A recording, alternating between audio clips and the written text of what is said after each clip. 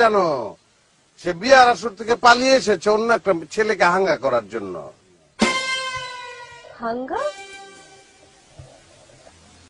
এখন আমার হাত থেকে বাঁচবার জন্য পলাই যেতাছস কেন? তোর ওই বাপ তোর বাঁচাইবো না?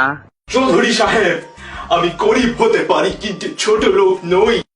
24 ঘন্টা সময় দিয়ে গেলাম, আইনের কাছে আত্মসমর্পণ করবি, তা না হলে তোদের লাশ শিয়াল কুকুরের খাবার হিসাবে রাস্তায় পড়ে থাকবে। ভালোবাসা কোথায় রাখবো আমি? একে একে তুমি আমার সুন্দর হৃদয়টাকে কি করেছো দেখতে চাও? দেখো,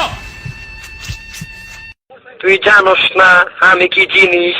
ওই ওয়ান টাইমে খালাস করি, সিস্টেম চালু করি, টু টাইমে একদম হামদায় দেই।